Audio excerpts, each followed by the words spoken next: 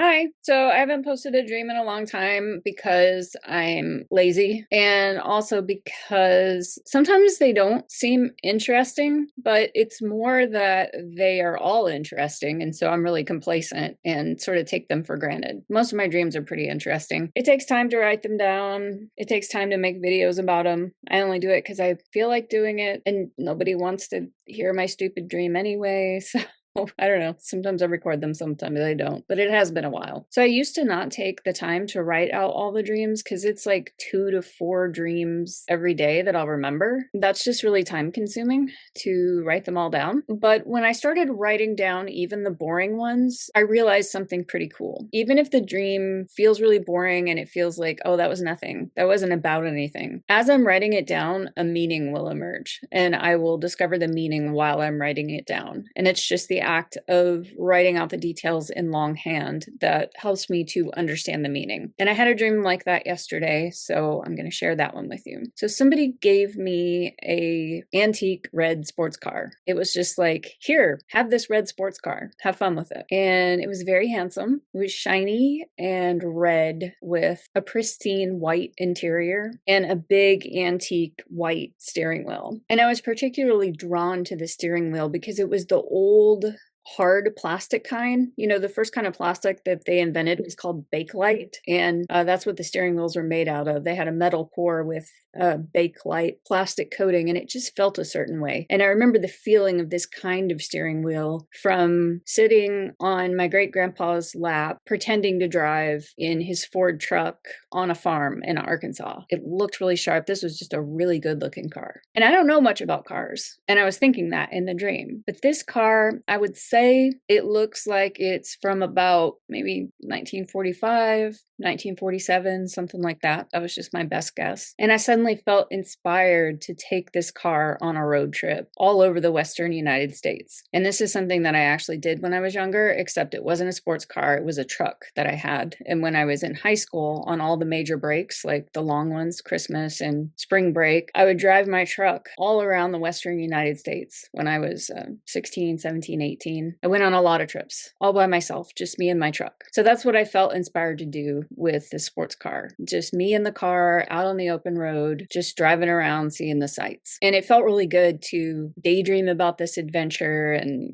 you know, think about it and get excited about it. It was really exciting. But after a few days, I got kind of complacent. I wasn't thinking about the trip as much, and I just sort of sunk back into my old routines. And the general mood was just this kind of like complacency. And I thought, well, you know, maybe that inspiration was just a mood. That's how inspiration is. You know, you can get really excited about a project or an adventure or a trip, like, oh, wouldn't that be fun? And then you just never do it. So next scene of the dream, I was going around town in the sports car, and it was just boring stuff, running errands around town, except I was sitting in the back seat and I was the only one in the car. There was no one driving. I was sitting in the back seat and the car was driving itself. Suddenly I knew in this scene of the dream that although this car was antique, it had a Tesla operating system installed on it. It had these sensors that were reading the road and driving the car. So even though it was antique, it was like sort of fitted to be a modern self-driving car. And I was just chilling in the backseat. And it was, again, this general mood of complacency. Another detail was that there was a black sheet over the windscreen, like a black piece of fabric over the windscreen. So I couldn't even see where I was going. Not only was I not driving, I didn't even know where I was going. Wasn't, you know, paying attention or looking at the road. And I was thinking, this is fine. This is okay. And then really quickly that faded and I thought,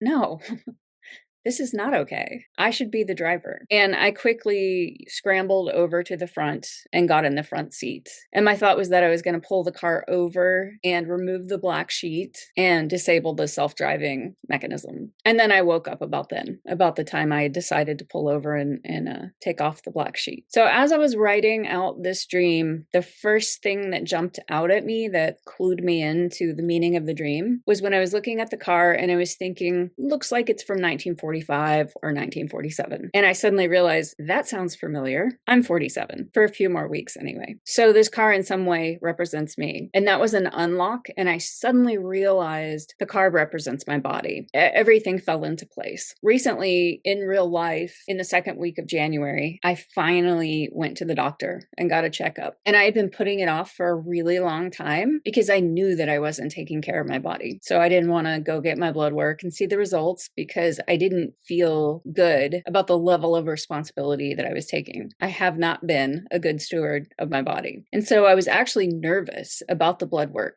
And this is the only time in my life I've ever been nervous about that because in general, I've always been super healthy, above average health. And when I got the email that the test results had come in and I was logging into the portal to read the results and interpret them, I realized I was actually like shaking a little. I was actually really nervous about these results, probably like more nervous than I was letting myself realize. So I got in there, opened up the results, and they were excellent.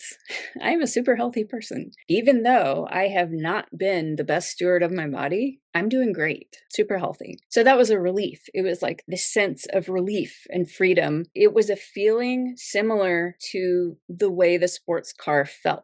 The inspiration, the energized feeling of let's go on a road trip. Let's take this thing out for a spin. Because when you have a super cute, zippy sports car, you should take it out for a spin. And you should be the driver. You shouldn't be sitting in the back seat. You shouldn't be complacent. Shouldn't be complacent about your body, even when you do have health. Like I got these results back, and one reaction could be to just sink back and say, oh, what a relief. So I'll just go on with some of my shitty habits and, just continue not being a great steward of my body because the test results came out fine. It would be really easy to slip back into complacency. But getting these test results actually was really inspiring. It's like, oh, wow, I have this fancy sports car. I want to keep taking care of it. I want to change the oil and I want to take it out for a spin and I want to run and play and have a good time in my body. So when I was writing out the dream and I got to the part about the black sheet on the window, I thought, oh, that's weird. But what it really reminded me of was like, oh, people put black sheets over mirrors when someone dies. In some cultures, they do that. I don't even know which cultures, but it's something about it's a time of mourning. You put black sheets over the mirrors and it's kind of like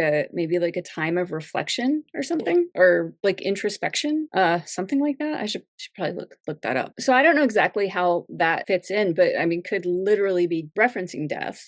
Death is always there, looming. It's a possibility. Or I had this thought that it could represent introspecting so much that I can't see and I'm not acting and I'm not doing, because that's really a very big part of my personality is sometimes like so much self-reflection and so much introspection, but not enough action, not enough like being in the driver's seat and having adventures and getting stuff done. So I discovered all that when I wrote out the dream. And if I hadn't taken the time to write out the dream in very tedious longhand, then I might not have ever discovered the meaning. Okay, bye.